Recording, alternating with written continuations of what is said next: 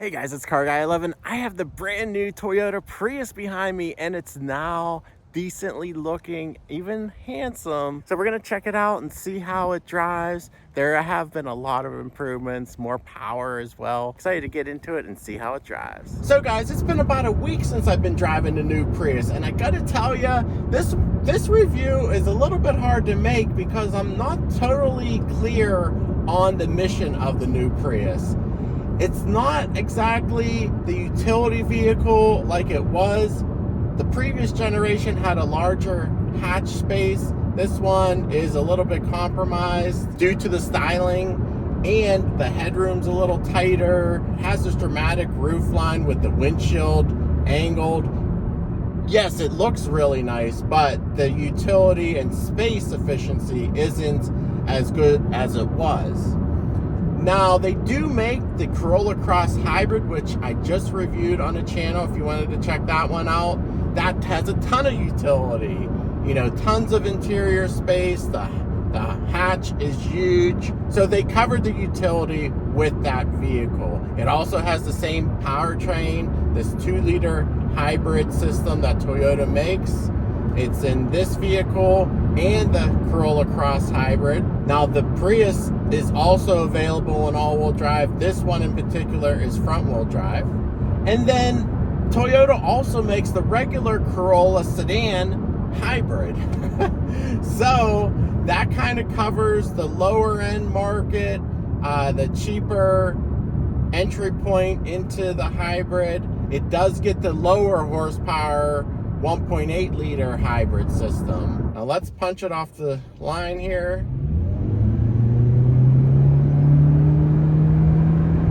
Yeah, and it gets up and goes pretty well. The 2-liter system has 194 horsepower in front-wheel drive form. You get 2 extra horsepower if you get the all-wheel drive Prius for 196 total.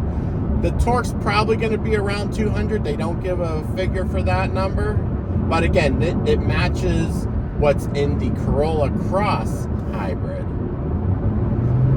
It does feel a little more peppy in this Prius because it is lighter by about 300 pounds.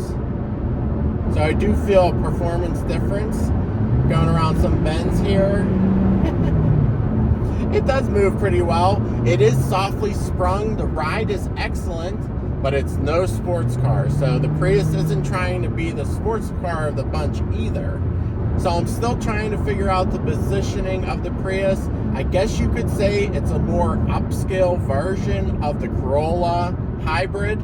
It does have more features than what you can get on the Corolla Hybrid, including ventilated seats. It has the memory seats. It has panoramic sunroof here that doesn't open, unfortunately, but there's 2 of them with manual shades. This one also has the video camera rear view mirror, which I'm not totally sold on. Yes, I can see how it helps your view out because you do get a blocked view from the rear, but at night and in inclement weather, I don't think you see as well out because the camera lens gets dirty. Now, the Prius also has the available larger 12-inch touchscreen running the new Toyota system that the other models don't have, and it's not available. It is nice to have that big screen, but I got to be honest, this system has crashed quite a few times over the week I had it. So I'm not sure if it's just the screen size or the processor or what, but the other systems, the 8-inch screens, have not done that. Oh, one other exclusive feature you get with the Prius is the door lock and unlock chime. It is a futuristic tone, and I think that's what they tried to do with this vehicle.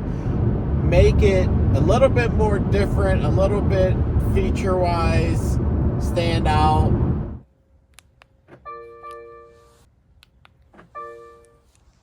It also has a heated steering wheel, which is big, and in fact, even the Corolla Cross Hybrid did not have the heated steering wheel, unfortunately. So that is a must-have feature in my opinion if you live anywhere where it's cool out. But one nice thing about the heated steering wheel they put in the Prius, it's actually the full rim gets heated, and that is a departure from any of the Toyotas I've been in, including the RAV4. Only the grips are normally heated, not the top and bottom. So that's a nice thing they improved upon.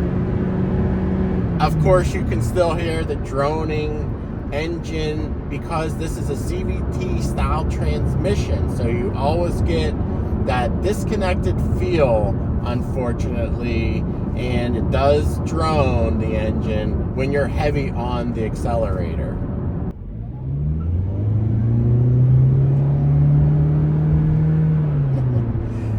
Again, it moves off well off the line. I'm not sure how much of a performance deficit you're going to get with the regular Corolla sedan. That is only 138 horsepower, probably a decent amount slower.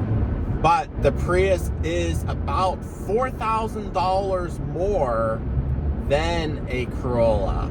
And the Prius is even a little bit more expensive than the Corolla Cross. So this one in front wheel drive limited format, fully loaded, is $37,500. You could add another $1,500 for the all-wheel drive version of the Prius, which is by no means cheap. So I'm not sure it's worth it to you for the style. I think that's the biggest change, is the styling does look attractive and upscale. One thing that's very surprising that it's missing is it only has single zone climate control, not dual zone. The Corolla Cross had dual zone, but not the Prius, which is even priced higher. So that's a strange one. There are a lot of strange things on this vehicle I did find, though. Starting with the climate control, it has the nice screen here with dedicated buttons, which I like, but the screen doesn't show anything if it's in auto. In fact, only if you're manually adjusting the fan or the direction of the air, that's the only time it shows anything on the digital display. It would, most systems that I've seen that have auto climate control show where the air is coming out of, the fan speed, in addition to the temperature. So that's an odd one. Another screen that's strange is the dashboard. The dash is actually above the steering wheel. So you have to position a seat where you can view the dash above that top of the steering wheel. It works for me at 5'11", but not sure it would work for shorter drivers. But that is strange. And the dash itself is hard plastic everywhere, so it's not exactly upscale. I do like that the wireless phone charger is convenient right here at your hand, and seems to hold your phone pretty good because it has some holders in the crevice here.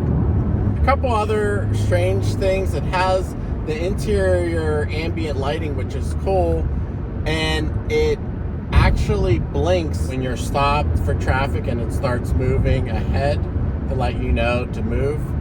Another goofy setting was this proactive driving assist, or PDA. It was braking for corners automatically, and when I lifted off and there was a car in front, it would also auto brake.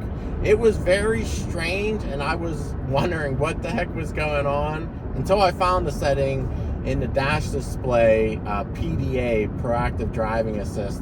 I wouldn't recommend turning it on because it was an unnatural feeling that I wasn't expecting the car to do. Now, the Prius has the same safety system as the other Corollas, the Safety Sense 3.0. So the adaptive cruise control and the lane tracing are pretty good. I did demonstrate that in the Corolla Cross video if you wanted to check that one out. But the fuel economy of this particular car is 52 miles per gallon combined, and it's actually 52 city, 52 highway, 52 combined. I have not been able to get close to it. In fact, I am only at around 42 miles per gallon right now. Yes, it has been very chilly up here in Pennsylvania, being late fall, early winter. I've had to warm up the vehicle. So yes, I am not going to be able to get what it's claimed to be, but I feel it should be at least closer. Yes, I am getting better fuel economy than the Corolla Cross, but that was all-wheel drive and, you know, it was a bigger, heavier package. I only got around 35 miles per gallon in that vehicle. Now, when I started off the week, it was a little bit warmer, and I was getting around 45 miles per gallon, so I did drop a few more miles per gallon since it's gotten into 30s. The strangest thing is this gets better fuel economy than the lower powered Corolla sedan hybrid. So I'm not sure why Toyota claims the Prius gets better mileage. If it's just simply the aero because of the shape of this vehicle, I could see it being more aerodynamic. But this, of course, has the larger 19-inch wheels that get worse mileage. In fact, other Priuses in the lineup with smaller wheels and tires get better mileage. So guys, tell me in the comments below, what do you think of the new Prius? Would you spend the extra money on it to get the fancier styling and some of the upgraded features and the highest miles per gallon stated anyway? Or would you just go for like a regular Corolla hybrid or even a Corolla Cross? But anyway, guys, I hope you enjoyed the video. Please give it a thumbs up, subscribe for more, and I'll see you in the next video.